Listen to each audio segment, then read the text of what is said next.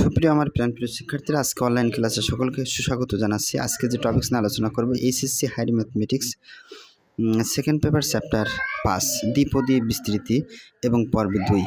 বন্ধুরা, তোমাদের কাছে যে কথা না বললে নয়, আমাদের কিন্তু শর্ট সিলেবাসে কিন্তু অধ্যায়টি ছিল না, আমাদের ফুল সিলেবাসে কিন্তু অধ্যায়টা আছে। তোমাদের কাছে রিকোয়েস্ট সম্পূর্ণ দেখার জন্য, কারণ অধ্যায়টা সম্পূর্ণ তোমাদের কাছে এখন বর্তমানে নতুন। কারণ দ্বিপদী তোমরা যেটা করেছো, এসএসসি লেভেলে যেটা করেছো, ওর আলোকে ঠিকই, কিন্তু এখানে কিছু আমাদের একটু বাড়তি, আমাদের কিছু কিছু অঙ্ক আমাদের বাড়তি আছে এবং বেশি আছে এবং বড় বড় অঙ্ক হতে পারে, সেগুলোর নিয়মগুলো একটু ভিন্ন থাকবে আর কি। আর তোমরা যে সূত্র শিখেছো সেই সূত্র দিয়ে করলে হবে, কিন্তু আমাদের যেহেতু ইন্টারমিডিয়েট বলে কথা, স্ট্যান্ডার্ড হতে হবে, তার জন্য আমাদের এই সূত্র তোমরা আগেও করেছো, কিন্তু এখন সেই সূত্র দিয়ে আবার করছি। দেখো, এবং অনেকে হায়ার ম্যাথ কিন্তু ছিল না, এই জন্য বলছি দেখার জন্য। এখানে বলছে দ্বিপদী উপপাদ্যের সাহায্যে আমাদের বিস্তৃতি করতে হবে। আমরা পর্বে একে দেখাইছি প্যাসকেলের সাহায্যে, এবার দ্বিপদী উপপাদ্যের সাহায্যে সবগুলো নিয়মে একই, একটা যদি পারো সবগুলো একই টাইপের একটাই সূত্র যদি করতে পারবে, তার নাম হচ্ছে এর পাওয়ার এন যোগ NC1 A to the power n - 1 x এর পাওয়ার 1। এবার যোগ দিয়ে ডট চিহ্ন দেওয়ার অর্থ কি, পরপর যাচ্ছে। এখানে NC1 ছিল, এবার হবে 2, এখানে n - 1 ছিল, এবার হবে 2, x এর পাওয়ার 1 ছিল, এবার হবে 2, পরপর আমাদের যাবে, যতগুলো পদ লাগবে ততগুলো আমার যেতে হবে। এখন এখানে একটু খেয়াল করবা, এখানে উপরের যে মানটা, এটাকে বলে নাম্বার, সংখ্যা। তো কত নাম্বার? n এর মান হচ্ছে এখানে 6।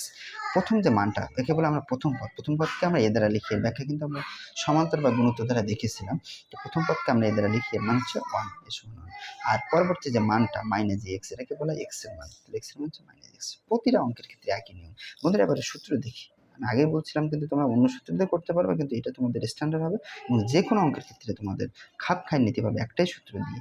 এই জন্য বলছি তোমাদের করার জন্য। এর পাওয়ার n, তাহলে এ কত?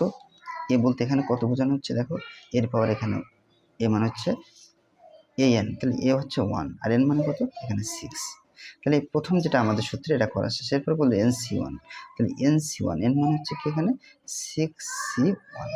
এরপরে বলছে এর পাওয়ার n মানে এ মানে কত? 1, তাহলে 1 আর n মানে 6 মানে 1। এরপরে বলছি x এর পাওয়ারে কত? 1। বন্ধুরা, এইটুকু জাস্ট এইটুকু দেখো, বাদ বাকিটুকু তোমরা করতে পারবা। একটু খেয়াল করে দেখবা কিভাবে করতে পারবা। এখানে 1 এর পাওয়ারে 6, এটা তো আমাদের গেল। এরপরে দেখো 6C1, 1 এর পাওয়ারে 6 মানে 1, x এর পাওয়ারে 1।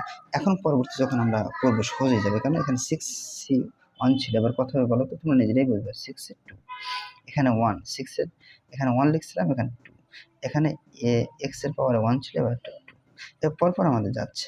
তাহলে আমাদের এখানে যেটা আমাদের বলছে যে যেতে হবে কয়টা পদ পর্যন্ত, আমাদের উপরে বলছে কয়টা পদ, মানে পাওয়ারে 6 পর্যন্ত যেতে হবে। তাহলে পাওয়ারে আমার কেবল গেছি কত পর্যন্ত? 2 পর্যন্ত আসছে, এবার 6 পর্যন্ত আসতে হবে। তাহলে একইভাবে লেখো, 6C2 ছিল, এবার হবে কি 6C3। 1 লিখলাম, 6 এর পাওয়ার এখানে কত ছিল? -2, এবার কত হবে বলো তো? 3। আর -x এর পাওয়ার এখানে 2 ছিল, এবার হবে 3। এবার এখানে 6C, এখানে লিখবা 4, 1 6 -3 মানে এখানে কত হবে? 4 হবে। -x এর পাওয়ার কত? 4 পর্যন্ত গেছে। আমাদের লাগবে হচ্ছে, আমাদের বন্ধুরা কত পর্যন্ত? আমাদের লাগবে হচ্ছে 6 পর্যন্ত। কেন? আমার নির্দিষ্ট করে পাওয়ার দেওয়া আছে। আর যদি বলতো দ্বিতীয় পদ, তাহলে আমরা এই পর্যন্ত শেষ করতাম। যদি বলতো পঞ্চম পদ, তাহলে 1 2 3 4 5 পর্যন্ত আমরা এই পর্যন্ত শেষ করতাম। এখন আমাদের পাওয়ার 6 পর্যন্ত বলছে, তাহলে আমরা এখনো যেতে হবে। 6 এ 4 ছিল, এবার লিখবা 6C5, 1 6 মাইনাস এখানে কত ছিল? 4, এবার হবে 5। আর এখানে যেটা হবে সেটা হচ্ছে 5, এখানে 6C6 আর 1 6 এর পাওয়ারে 5 আছে, এখানে হলো 6 আর এখানে x এর পাওয়ারে 6। বন্ধুরা, তোমরা আগেই বলছি অন্যভাবে করতে পারবা, কিন্তু এইভাবে করলে স্ট্যান্ডার্ড এবং যে কোনো অঙ্কের ক্ষেত্রে তোমাদের মেসিং করবে। এই জন্য তোমাদের একটু এভাবে করানো শেখানো হচ্ছে আর কি, জাস্ট এটুকু। এখন আমরা ক্যালকুলেশন করবো, কী দিয়ে করবো? ক্যালকুলেটর ডিভাইস দিয়ে আমরা করবো। করলে আমাদের যে কাঙ্ক্ষিত যে উত্তর, সেটা কিন্তু আমাদের চলে আসবে আর কি। আমরা প্রথমটা যাব 1 এর পাওয়ার 6। 1 এর পাওয়ার 6 মানে কি? 1 যদি কোটি বার গুণ করে 1, তাহলে প্রথমটা উত্তর শেষ। এবার এটুকু যদি আমরা ক্যালকুলেশন করি, তাহলে আমরা যে মানটা পাবো সেটা হচ্ছে, এখানে আগে যদি যাই 1 এর পাওয়ারে এই মানটা টোটালি বাদ। 1 এর পাওয়ারে কোটি সংখ্যা থাকলে 1 এটা বাদ। তাহলে এবার এখানে হচ্ছে 1 এর কোনো ভ্যালু নেই, তাহলে সংখ্যা আগে হবে। চিহ্ন দেখো, প্লাসে মাইনাসে, আগে মাইনাস দিয়ে নাও। আর এখানে x দিয়ে নাও। তাহলে আবার দেখো, 1 এর তো ভ্যালু নেই, x কিন্তু লিখলাম, আর প্লাসে মাইনাসে মাইনাস। আর 6 1 মানে হচ্ছে 6। হ্যাঁ, এই জিনিসটা তোমরা ক্যালকুলেটর দিয়ে চাইলে করতে পারবা। আমার এখানে এই মুহূর্তে ক্যালকুলেটর নেই, এই জন্য তোমাদের দেখাতে পারছি না। আবার বলছি 6C1 মানে হচ্ছে 6, এটা তোমরা করবে ক্যালকুলেটর ডিভাইস দিয়ে বন্ধুরা, তাহলে অটোমেটিক্যালি তোমাদের সহজ হয়ে যাবে। তাহলে 6x, তাহলে এটা করাও শেষ। এবার এদিকে যদি আমরা আসি, মাইনাসের পাওয়ার আগে চিহ্ন দেখবো, মাইনাসের পাওয়ার স্কোয়ার, মানে এটা কিন্তু বাদ। কেন? 1-এর পাওয়ারে যে সংখ্যা থাকবে না কেন, অর্থাৎ সবই 1 হয়, মাইনাসের পাওয়ারে জোড় সংখ্যা, তার মানে প্লাস, আগে প্লাস লিখবো, এটা আগে গুণ করো, তাহলে কত হয় a স্কোয়ার x স্কোয়ার লিখলাম। এখন আমাদের লেখা শেষ। এখন যে কাজটা করবো, আমাদের 6C2 যদি আমরা ক্যালকুলেটর ডিভাইসে নিয়ে আসি, একবারে যে মানটা পাবো সেটা হচ্ছে 15, তাহলে আমরা লিখবো 15। ওকে, তাহলে এটুকু পড়া শেষ। এবার এইদিকে যদি আমরা আসি, যেহেতু মাইনাসের পাওয়ারে বিজোড় সংখ্যা, তার মানে মাইনাস হতেই হবে, মাইনাস, এটা কিন্তু বাদ।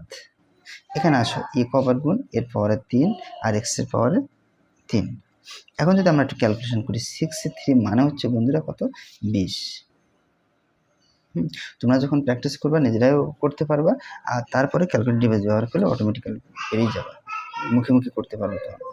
আচ্ছা, এর পরবর্তী আমরা যদি এটা আসি, এটা তো বাদই যাবে, আগে চিহ্ন দেখো, চিহ্ন প্লাস হবে, কারণ মাইনাসের পাওয়ারে জোড় সংখ্যা প্লাস, তাহলে কি হবে, এখানে a4 আর x4। এখন 6C4 মান হচ্ছে যে মানটা, তার মান হচ্ছে একই 15।